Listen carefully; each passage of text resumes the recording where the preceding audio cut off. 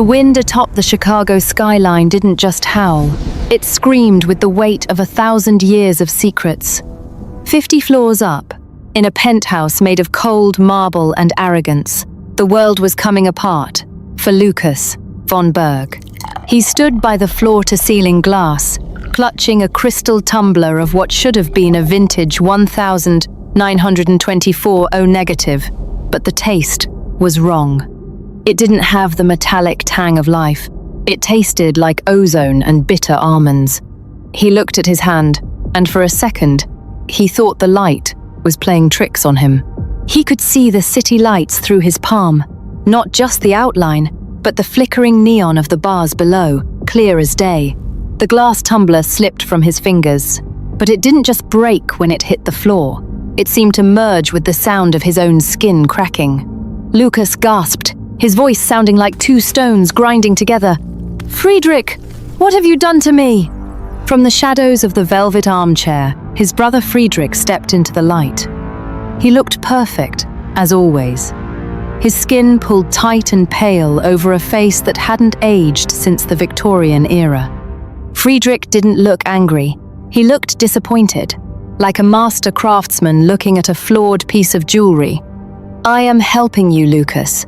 You were always the sentimental one, too fond of the human theatre, too attached to the warmth of the flesh.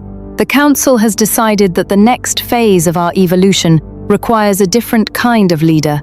A god doesn't need blood to be solid. A god should be as clear and immutable as the truth itself." Lukas tried to lunge forward, to grab his brother's throat, but his legs felt like they were made of heavy, vibrating quartz. He looked down and saw his knees spiderwebbing with fractures. The poison Friedrich had slipped into his drink wasn't meant to kill his heart.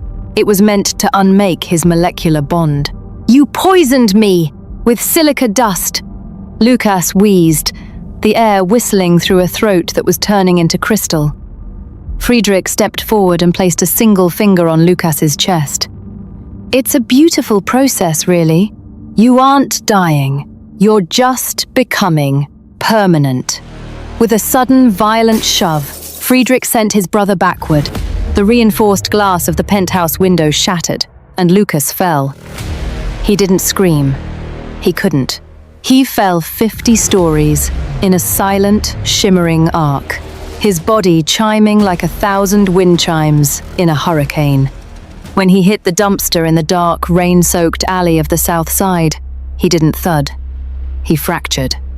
1,000 microfractures raced across his ribs, glowing with a faint, dying blue light. He lay there, a fallen prince of glass, waiting for the final vibration to turn him into dust. In that same alley, Anneliese adjusted the collar of her trench coat. The rain was heavy, the kind of rain that washed away the sins of the city, or at least hid them for a while. As a high-stakes blood broker, she was used to the dark. She dealt in the only currency that mattered in a United States crippled by the vampire debt economy: human life. In this version of America, the banks didn't want your money, they wanted your marrow. Humans were born into blood brackets, their worth determined by the purity and frequency of their pulse. Anneliese was a dead channel. Her blood was technically incompatible with the common vampire strain, a mutation that made her a social pariah, but a genius on the black market. She was there to dump a folder of illegal contracts when she saw it, the rhythmic pulsing of blue light behind a stack of rusted crates. She pulled her pistol, her eyes scanning for slayers or council enforcers. "If you're a junkie looking for a fix, move on," she snapped. "I don't have any spare veins today." No answer came, only the sound of something shifting, like broken bottles in a sack. She kicked a crate aside and froze. It was a man, or at least the shape of one. He was nearly invisible, a humanoid silhouette of cracked, vibrating glass. Through his translucent chest, she could see a faint, dying ember of a heart, pulsing slower and slower. This wasn't a junkie. This was a glassed vampire, a victim of internal sabotage. And then she saw it, the royal crest of the House of von Berg etched into his crystalline wrist. Anneliese's breath caught in her throat. This wasn't just any vampire. This was the missing heir. The man the news said was on a diplomatic mission in Berlin. He was worth more than the debt of the entire city. Lukas looked up at her, his eyes like cracked diamonds. "Finish it," he whispered, a sound that made Anneliese's own teeth ache. "Shatter me. Don't let him see me like this." Anneliese looked at the royal seal, then at the fractures spreading toward his heart. She saw the way the rain hit his skin and turned into steam. If he broke, her chance to buy her family's freedom went with him. She didn't think about the laws or the consequences. She pulled a jagged shard of a broken mirror from the trash. "They say my blood is dead, Channel," she muttered, her voice trembling. "They say it's a curse, that it's poison to your kind. Let's see if the legends are wrong." She sliced her palm deep, the blood dark and thick, almost black in the moonlight. She slammed her bleeding hand against the center of the glass man's chest. The reaction was a physical explosion. The moment her blood touched his silica skin, it didn't run off. It was sucked inside, pulled into the fractures like ink into water. Dark red veins began to grow through the glass skin, weaving a map of life where there had been only stone. Lukas arched his back, a silent scream finally tearing from his throat as the bone bind took hold. A shockwave of energy blew the trash and the rain back for 10 feet. Anneliese fell back, gasping, her hand still burning where it had touched him. She watched as his form solidified, his skin turning into a strange polished marble. She didn't know it yet, but she had just chained her soul to a monster. And 5 miles away, at the top of a skyscraper, Friedrich's eyes snapped open. He could feel it. The pulse had returned. If you are hooked on this betrayal, hit the like button and subscribe. The debt is about to get much bloodier. 3 days later, the air in Anneliese's basement apartment was thick with the smell of copper and ozone. The basement was a relic of the old world, filled with flickering lights and rusted pipes, the perfect cage for a fallen god. Lukas sat in the corner, a haunting, beautiful mess.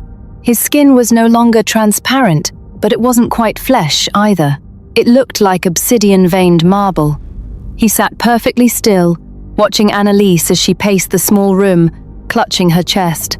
"Stop thinking about it!" she snapped, her voice raw. Lukas tilted his head, his neck making a faint clicking sound. "Thinking about what? Human?" Anneliese turned on him, her eyes red-rimmed. "The hunger, I can feel it.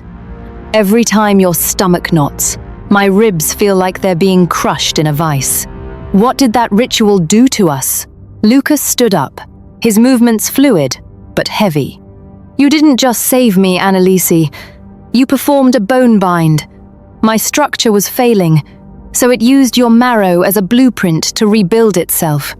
We are tethered now, an invisible cord of blood and pain. If I starve, you feel the atrophy. If I am hurt, you bleed. And if you die, I shatter permanently." Anneliese let out a bitter laugh, leaning against the damp wall. "So, I'm a remote control for your life? I save a prince, and I end up in a cage." Lukas stepped closer, the blue light in his eyes flaring. "We are both in a cage, broker, and the bars are getting smaller. My brother Friedrich isn't just trying to kill me. He's moving the Great Harvest up. You've heard the rumors, haven't you? The council has been stockpiling silica dust for months. They don't want to hunt anymore. They want to turn the entire human population into a permanent, unmoving blood bank. They want to drain the entire Midwestern sector by the end of the month. Millions of your people, your parents, your friends, all of them turn to husks, just to make the council permanent." Anneliese stopped pacing, the weight of his words sinking in like a lead weight. The Great Harvest. It was the nightmare every human whispered about in the breadlines, the ultimate endgame of the Vampire Council. In this new world, humans were already treated like cattle, but the harvest was something else. It was the industrialization of death. "They can't," she whispered. "The international treaties, the US, government, they wouldn't allow a mass slaughter." Lukas let out a sound that might have been a laugh. if his vocal cords weren't still half composed of mineral. The government? You still believe in those puppets? Your leaders are already stone in spirit, Anneliese. They've traded the lives of the many for the immortality of the few. Friedrich doesn't fear a treaty. He fears the shadow bone. And he knows I'm the only one left who knows how to find it. He moved toward the window, his obsidian marble skin catching the dim basement light. He looked out at the city, at the thousands of lights where people were sleeping, unaware that their lives were being traded like stocks.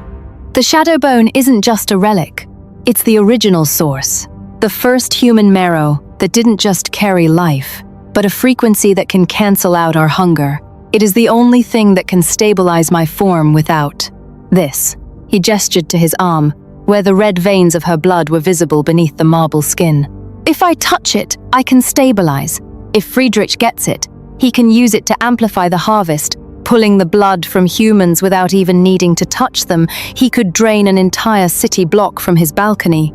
He wouldn't even have to leave his chair. Anneliese felt a cold shiver run down her spine, a sensation mirrored by Lukas flinching. I felt that, he muttered, looking at her with a strange, clinical curiosity. Your fear. It's cold. It makes my joints stiffen. It's a fascinating defect of your species. Anneliese glared at him. It's not a defect. It's a reaction. It's what happens when you realize you're stuck in a basement with a monster who might be the only thing standing between the world and a slaughterhouse. She grabbed her coat, her hands shaking as she checked her pistol. If this bone is the only way to stop him, then we're going to the Federal Reserve. I've moved enough black market blood to know the layout of the underground vaults, but we have a problem. The Slayers. Lukas tightened his jaw. The human traitors. The ones who sold their humanity for a taste of our power. Anneliese nodded. They're worse than you. They know what it's like to be us, and they chose to hunt us anyway. They don't use fangs. They use high-frequency tech, designed to shatter glass-grade vampires. They'll hear your glass heart beating from 3 blocks away. We need to move now, while the rain is heavy enough to scramble their sensors. As they prepared to leave, a red dot appeared on the basement wall. Then, another. Anneliese froze. Lukas, we're out of time. The red dots on the wall didn't just linger. They searched, dancing across the cracked plaster like predatory insects. Anneliese didn't wait for the glass to shatter. She grabbed Lukas by his stone-cold hand and shoved him toward the narrow crawl space behind the furnace. Don't breathe, she hissed. If your lungs click, we're dead. The basement door didn't just open. It was vaporized by a sonic charge. 2 Slayers, clad in matte black armor that absorbed the flickering light, stepped into the room. Their helmets hummed, scanners sweeping the air for the unique frequency of royal silica. The signal was here, one of them growled, his voice distorted by a vocoder. The broker must have moved him. Find the girl, and you find the prince. From the shadows of the crawl space, Lukas watched through a gap in the bricks. His obsidian skin pulsed a dull, angry red. He could feel Anneliese's heart hammering against her ribs, a frantic, rhythmic drumming that echoed in his own chest. The tether was screaming. Every time a Slayer's boot hit the floorboards above them, a jolt of phantom electricity raced through Lukas's spine. He realized then that he wasn't just hiding a human. He was feeling her terror as if it were his own. It was a vulnerability he had never known in 2 centuries of life. As the Slayers moved toward the back of the basement, Anneliese pulled a small, silver sphere from her pocket, a pulse decoy she'd bought on the black market for a month's worth of O-positive. She rolled it toward the stairs. The moment it hit the wood, it emitted a high-pitched chime that mimicked a glass vampire's heartbeat. The Slayers turned instantly, their sonic rifles leveled. Target acquired. Move! As they charged up the stairs, Anneliese and Lukas slipped out the maintenance hatch and into the rain. The drive to the Federal Reserve was a blur of neon and adrenaline. The city of Chicago felt different tonight, heavy, as if the air itself was waiting for the harvest to begin. "The shadow bone isn't just sitting in a box," Anneliese said, her eyes fixed on the rearview mirror. "It's kept in a vacuum-sealed chamber, lined with silver dust. The Slayers use it as a tuning fork to keep the local vampire population in check. If we touch it, we're setting off every alarm in the Midwestern sector." Lukas stared at his hands, watching the red veins of Anneliese's blood flicker beneath his marble skin. "The bone wants to be found, Anneliese. It is the marrow of the first father. It doesn't belong to the council. It belongs to the earth. It is calling to me because I am already half unmade." They reached the granite fortress of the Federal Reserve at 2 a.m. The building was a monument to the debt economy, guarded by automated turrets and men who had forgotten what it felt like to sleep. Anneliese led him through a forgotten subway tunnel, a damp, smelling corridor that bled into the reserve's foundation. They climbed through a ventilation shaft, the sound of Lukas's crystalline joints clicking like a countdown. When they finally reached the vault level, the air turned freezing. "This is it," Anneliese whispered, her breath hitching. The vault of echoes. The doors were 10 inches of reinforced steel, but to Lukas, they were nothing. He placed his obsidian hand against the metal. He didn't use strength. He used the frequency. The steel didn't break. It vibrated until the molecular bonds simply gave way, the metal turning to a fine grey powder. Inside, the room was filled with a soft, amber glow. There, on a pedestal of black glass, sat the shadow bone. It was a simple rib, ancient and curved, but it vibrated with a power that made the air feel like honey. "It's beautiful," Anneliese whispered, stepping forward. But Lukas froze. The tether in his chest didn't just hum, it snapped tight, a sudden blinding pain that made him drop to his knees. "Anneliese, get back." From the vaulted ceiling, a figure descended like a falling star. Greta, the council's High Inquisitor, landed silently between them and the bone. Her eyes were milky white, her skin so pale it was almost blue. She held a staff that vibrated with a lethal, low-frequency hum. "You always were a dreamer, Lukas," Greta said, her voice like ice on a grave. "Did you really think Friedrich would leave the keys to the kingdom unguarded? He knew you'd come. He knew the broker would lead you here. You see, Lukas, the dead channel mutation isn't an accident. Anneliese isn't just a broker. She is a descendant of the very line that originally guarded the bone. Her blood is the only key that can actually activate the harvest machine." Anneliese's face went white. "What are you talking about? My family were farmers. We were nothing." Greta laughed, a sound like breaking glass. "Your family were the keepers of the marrow. You were hunted into poverty, so you would forget who you were. And now, you've brought yourself right back to us." Greta raised her staff, and a wave of sonic energy hit Lukas. He slammed against the vault wall, a sickening crack echoing through the room as his marble shoulder shattered into a spray of fine obsidian dust. "Lukas!" Anneliese screamed, falling to her knees. The tether transmitted the agony instantly. She felt her own shoulder snap, the pain so intense her vision went black. "Stop it! You're killing him!" Greta ignored her, signaling to the Slayers who emerged from the shadows. They grabbed Anneliese, pinning her arms. "The prince is a failure," Greta sneered. "He is a mosaic of a man. But you are the battery Friedrich has been waiting for." As they dragged Anneliese toward the elevator, the distance grew. 10 feet, 50 feet. The tether began to stretch, like a rubber band, made of fire. Lukas lay on the floor, his legs beginning to dissolve into shimmering sand once more, his eyes fixed on her. "Anneliese," he wheezed, his arm reaching out, his fingers clicking against the floor in a desperate final attempt to reach her. But the distance was too great. As the elevator doors hissed shut, the connection snapped. A void opened in the center of the vault, a silence so absolute it felt like the end of the world. Lukas was alone in the dark, crumbling into dust, while the woman who held his soul was being taken to the slaughter. Comment the climax below if you can feel the tension, and stay tuned for the final block. The harvest is about to begin. The void left by the broken tether was worse than the physical shattering. In the vault of echoes, Lukas lay in a pile of his own dissolving obsidian skin. Without Anneliese's proximity, the bone bind was reversing.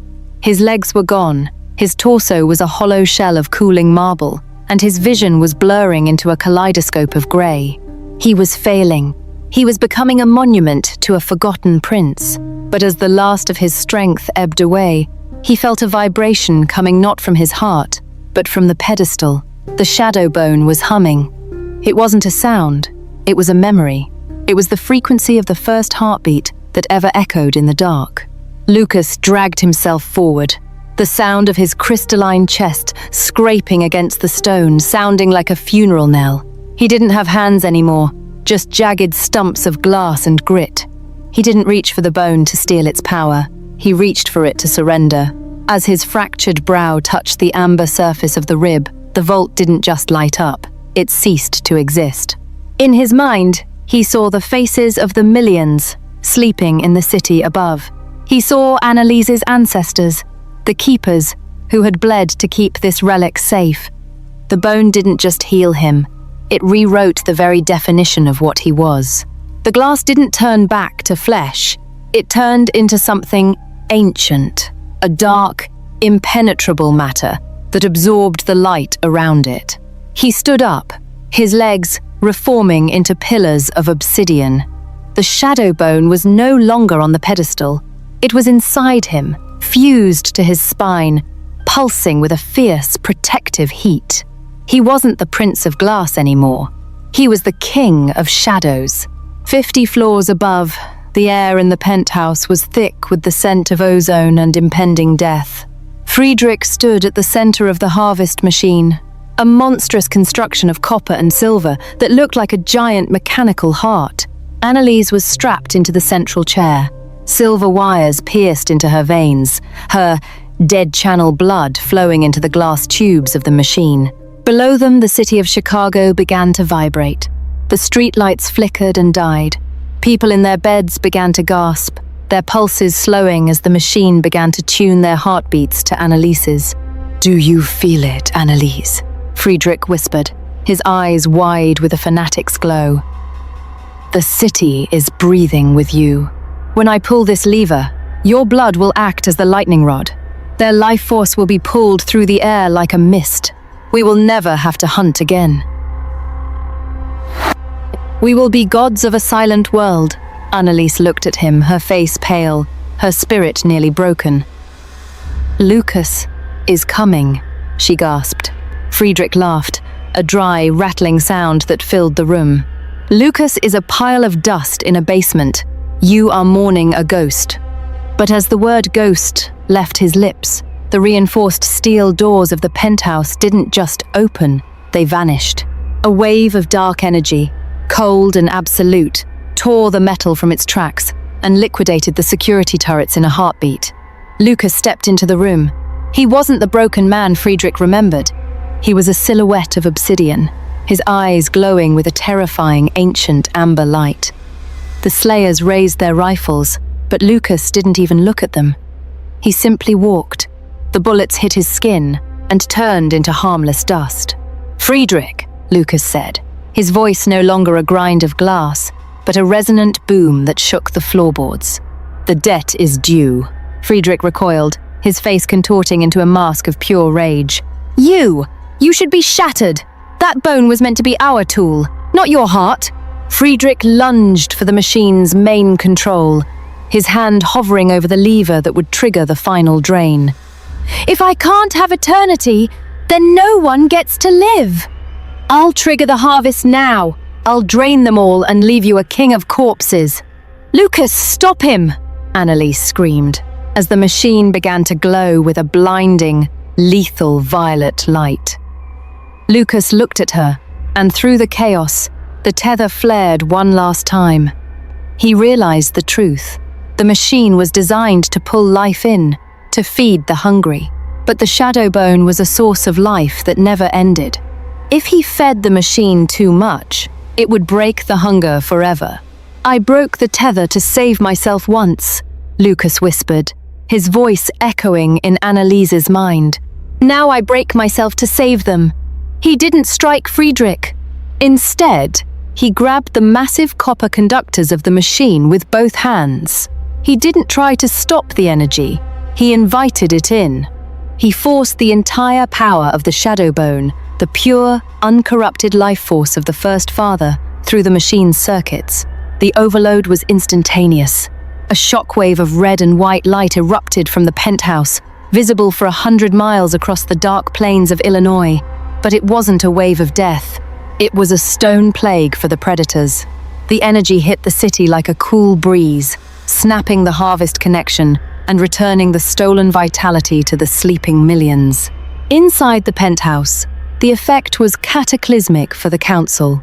Every vampire, who had built their immortality on the blood of others, felt the Shadowbone's judgment. Their skin didn't burn, it petrified. Friedrich froze mid-scream, his elegant features turning to rough grey stone. Greta, the Slayers, the elite lords in the shadows. They became a gallery of statues, silent and unmoving. Anneliese fell from the chair as the silver wires snapped. She scrambled across the floor toward the center of the ruins. The machine was a blackened husk. Lukas? Lukas! The smoke cleared, and her heart shattered. Lukas was gone. There was no obsidian man, no shadow. On the floor, in a circle of white ash, lay the shadow bone. It was no longer glowing. It looked like an ordinary piece of bone, cold and still. She picked it up, hugging it to her chest as she looked out over the city. The sun was beginning to rise over Lake Michigan, the first true dawn the city had seen in decades. The vampires were stone. The harvest was over. But as she held the bone, she felt it. A tiny rhythmic vibration against her skin. A heartbeat. Faint, distant, but unmistakable. Lukas wasn't dead. He was waiting. Anneliese stood up, her eyes hardening with a new, fierce purpose. She looked at the stone statue of Friedrich, then out at the world that was finally waking up. "I'm a broker, Lukas," she whispered into the morning air, her voice carrying across the silent penthouse. "And I never leave a debt unpaid. I'll find the rest of the council. I'll find the old rituals. And I'm bringing you back." The credits roll as Anneliese walks out of the skyscraper, the shadow bone tucked safely into her coat, while the city below begins to cheer, unaware of the glass prince who became a shadow to save their light. Subscribe and comment below if you want to see the hunt for the council in part 2. The world is changing, and the Keeper has just begun.